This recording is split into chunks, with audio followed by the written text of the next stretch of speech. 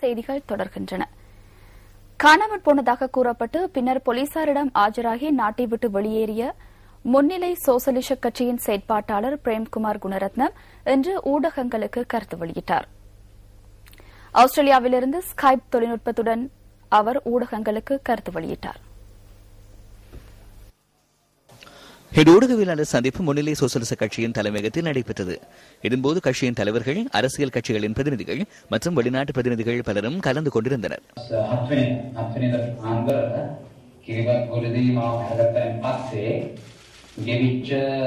கிருபத்கோடு பிரதேசத்தில் கடந்த 7ஆம் தேதி என்னை கடத்தியதை தொடர்ந்து தடுத்து வைக்கப்பட்டிருந்த 48 மணி நேரத்தில் 24 மணித்தியாலங்கள் என்னிடம் கடுமையான முறையில் விசாரணைகளை மேற்கொண்டனர்.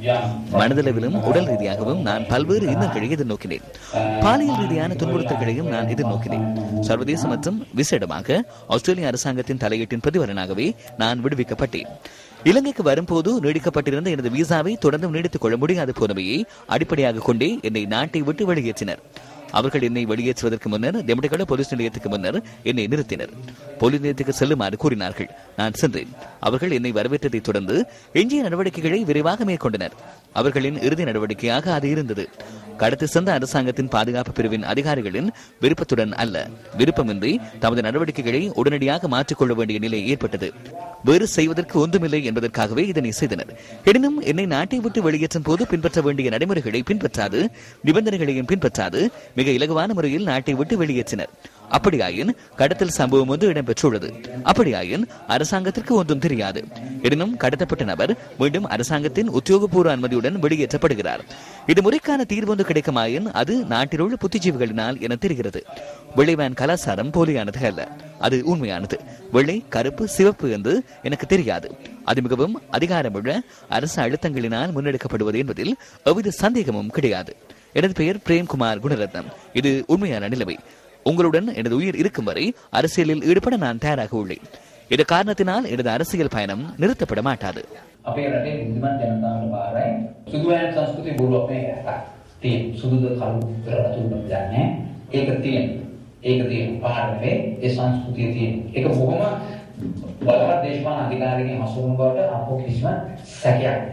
இந்த கடத்தல் சம்பவத்துடன் மக்கள் விடுதலை முன்னணிக்கு தொடர்புள்ளதா என ஊடகவியலாளர் ஒருவர் கேள்வி எழுப்பினார்.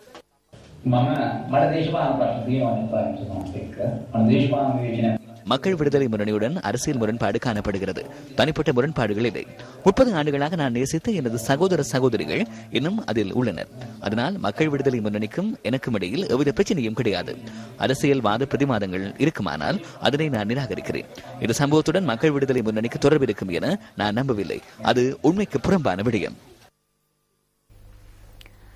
இன்று நடைபெற்ற விசேட ஊடகவியலாளர் சந்திப்பொன்றில் பதில் ஊடகத்துறை அமைச்சர் லக்ஷ்மண் யாப்பா அபேவர்தன முன்னிலை சோசலிச கட்சியின் முக்கிய 2 செயற்பாட்டாளர்கள் தொடர்பில் விளக்கமளித்தார்.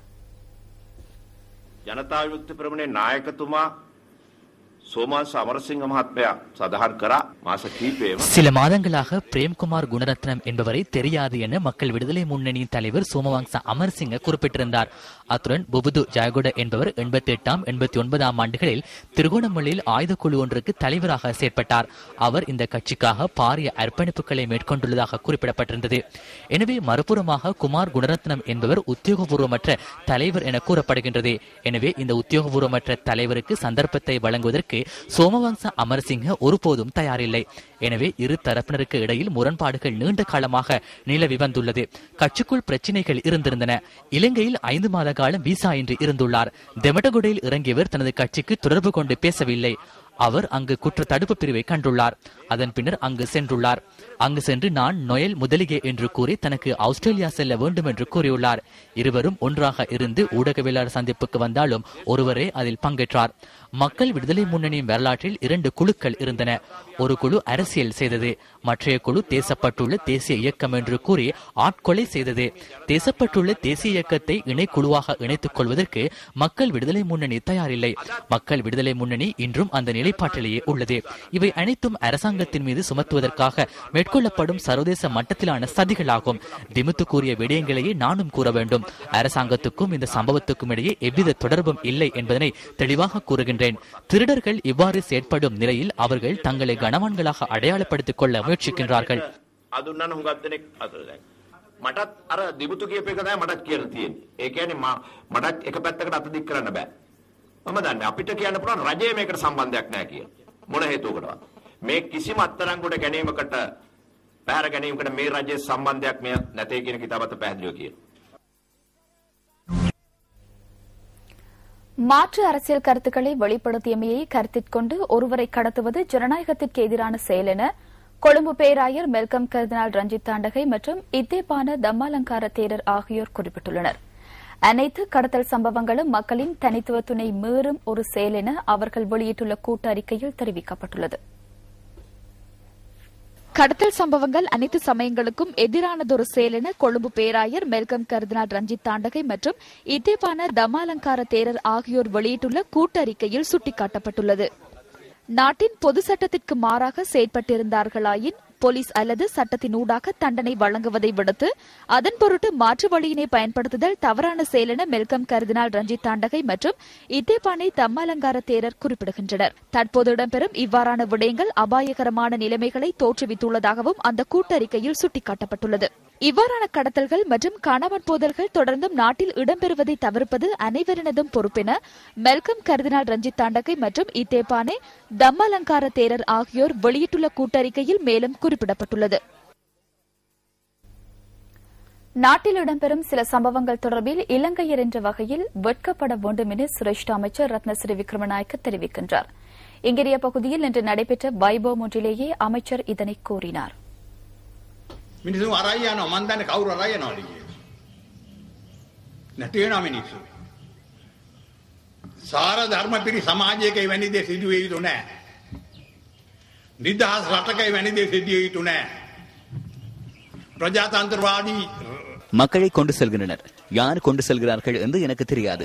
மக்கள் காணாமல் போகின்றனர். ஒழுக்கம் நிறைந்த சமூகத்தில் அவ்வாறான ஒரு விடயம் இடம்பெறக்கூடாது. யார் செய்கிறார்கள் என்பது எனக்கு தெரியாது. எனினும் அது குறித்து நமக்கு பொறுப்புகள் உள்ளன. அவ்வாறு நடந்து கொள்வோரை சட்டத்தின் முன் நிறுத்தும் பொறுப்பு உள்ளது. நாம் வீதியில் செல்லும் போது எவராவது எம்மை கடத்தி செல்வதாயின் எமது சுதந்திரம் அதனுடன் மட்டுப்படுத்தப்படுகிறது. அவ்வாறான விடயங்களை தடுப்பது எமது பொறுப்பாகும். நான் கூறிய விடயங்களை தவறாக ஒளிபரப்பு செய்ய வேண்டாம். இங்கு நடைபெறும் சில விடயங்களை பார்க்கும் போது வெட்கப்பட வேண்டும்.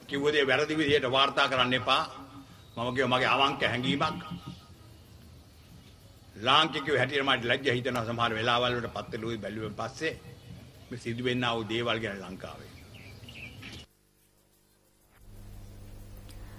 எதிர்வரும் சில வருடங்களுக்குள் 8% அதிகமான பொருளாதார வளர்ச்சியை எட்டுவதனால் வெற்றி கொள்ள வேண்டிய பல சவால்கள் உள்ளதென இலங்கை மத்திய வங்கி தெரிவிக்கின்றது. தேசிய சேமிப்பை வளர்த்துக் கொள்வது அதன் முதல் தேவைப்பாடாக உள்ளதாக இலங்கை மத்திய வங்கியின் பொருளாதார ஆராய்ச்சி திணைக்களத்தின் பணிப்பாளர் ஸ்வர்ணா குணரத்ன சுட்டிக்காட்டியுள்ளார்.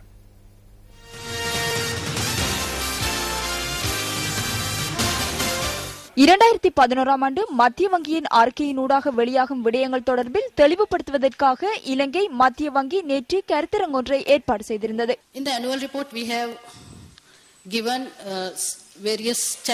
எமது பொருளாதார நடைமுறைகளில் தீர்வு காணப்பட வேண்டிய சில சவால்கள் இருக்கின்றமையை வருடாந்த அறிக்கையின் மூலம் நாம் வெளியிட்டிருந்தோம். சர்வதேச புவியியல் மற்றும் அரசியல் காரணிகளாலும் உலக பொருளாதார செயற்பாடுகளின் பிரகாரமும் ஏற்பட்டுள்ள நிலைமையை அவதானித்து அவற்றை முகாமைத்துவம் செய்வது ஓர் பாரிய சவாலாகும். குறிப்பாக எரிபொருள் விலை அதிகரிக்கப்பட்டதுடன் எமது வெளிநாட்டு கையிருப்புகளில் அதிகமானவற்றை இந்த எரிபொருள் இறக்குமதிக்காக நாம் செலவிடுகின்றோம். இதனை வளமை நிலைக்கு கொண்டு வருவது எமக்குள்ள சவாலாகும். அரச போக்குவரத்து சேவையில் உள்ள குறைபாடுகள் காரணமாக பாரிய அளவில் மோட்டார் வாகனங்கள் இறக்குமதி செய்யப்படுகின்றன. அரச போக்குவரத்து துறையை மேம்படுத்தும் சவாலையும் நாம் வெற்றி கொள்ள வேண்டும். அதற்காக கால விரயம் செய்யாமல் உற்பத்தி திறன் மற்றும் வினைத்திறனை மேம்படுத்திக் கொள்ள வேண்டும். Because of the lack of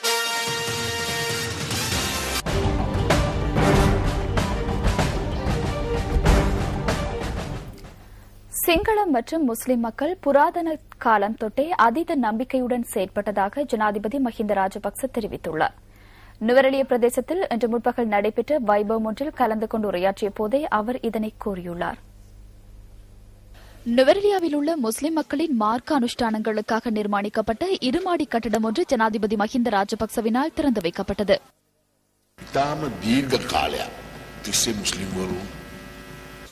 மிக நீண்ட காலமாக சிங்கள தமிழ் மக்களுடன் இணைந்து முஸ்லிம் மக்கள் இந்த நாட்டில் வாழ்ந்து வந்தனர். மலையகத்தை ஆட்சி செய்த மன்னர்களும் முஸ்லிம்களுக்கு பல்வேறு வசதிகளை ஏற்படுத்தி அவர்களை மலையகத்தின் பல பிரதேசங்களில் குடியமர்த்தியதாக வரலாற்றில் குறிப்பிடப்பட்டுள்ளது. அந்திலிருந்து எம்மிடையே நம்பிக்கை நிலவியது. இந்த நாட்டில் இருந்த பயங்கரவாதத்தை தோற்கடிப்பதற்கு உங்களது பங்களிப்பு எமக்கு கிடைத்தது. நீங்கள் இந்த நாட்டை நேசித்தமையினால் புராதன காலம் தொட்டு அவ்வாறே செயற்பட்டுள்ளீர்கள். ஒரே நாட்டில் வாழ்வதற்கு விரும்பியமையினால் சில நாடுகளில் இனங்களை பிளவுபடுத்தி நாட்டை பிளவுபடுத்தி நாடுகளுக்கிடையிலும் இனங்களுக்கிடையிலும் வேறுபாடுகளை ஏற்படுத்துவதற்கு முயற்சி செய்தமை தொடர்பில் நான் வேறாக கூற வேண்டியதில்லை.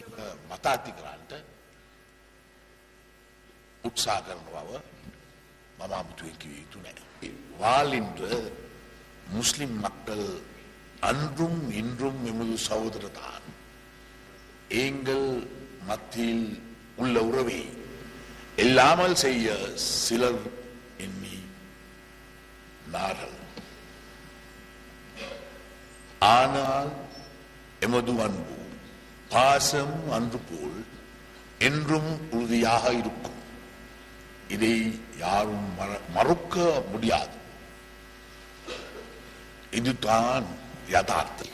இதனைத் தொடர்ந்து நுவரெலியா பிரதேசத்தில் உள்ள சர்வதேச பௌத்த மத்திய நிலையத்தில் இடம்பெற்ற சமய வழிபாடுகளிலும் ஜனாதிபதி கலந்து கொண்டார். ஸ்ரீ சேனானந்த அறநெறி பாடசாலையைச் சேர்ந்த மாணவர்கள் ஜனாதிபதியை வரவேற்றதுடன் 2600வது ஸ்ரீ சம்புத்தத்வ ஜெயந்தியை முன்னிட்டு நிர்மாணிக்கப்பட்டு வரும் தூபியையும் ஜனாதிபதி பார்வையிட்டார்.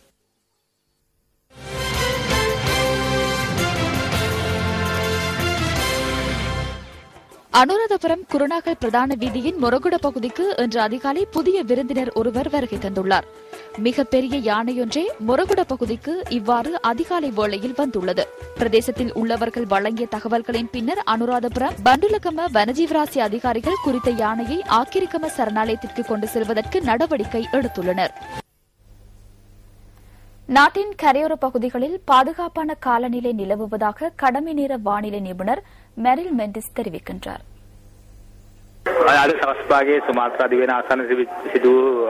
பூமி அதிர்ச்சி ஏற்பட்டதைத் தொடர்ந்து வளிமண்டலவியல் திணைக்களமும் சுனாமி எச்சரிக்கை மத்திய நிலையமும் மக்களை பாதுகாப்பான இடங்களுக்கு செல்லுமாறு அறிவுறுத்தியது. இது மாலை 6:15 அளவில் இது சுனாமி எச்சரிக்கையை தளர்த்தினோம். நாட்டின் அனைத்து கரையோர பகுதிகளிலும் பாதுகாப்பான நிலைமை காணப்படுகிறது. எனவே பாதுகாப்பான இடங்களுக்கும் வீடுகளுக்கும் சென்று இருக்குமாறு அனைவரையும் அறிவுறுத்தல் விடுக்கிறோம்.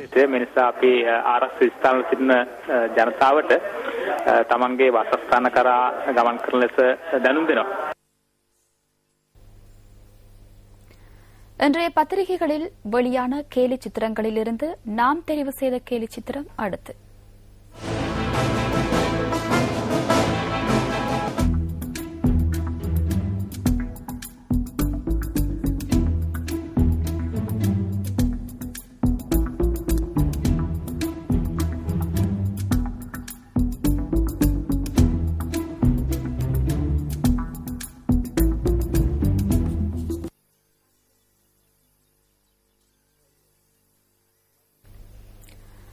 சர்ச்சைக்குரிய தமது ஏவுகணைக்கு எரிபொருள் நிரப்பும் நடவடிக்கையை வடகொரியா ஆரம்பித்துள்ளது.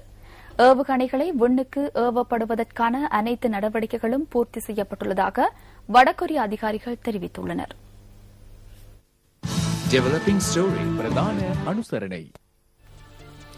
இத்துடன் நியூஸ் ஃபர்ஸ்டின் 8 மணி பிரதான செய்திகள் நிறைவு பெறுகின்றன. எமது அடுத்த பிரதான செய்திகளை இரவு 10:45க்கு எதிர்பாருங்கள். வணக்கம்.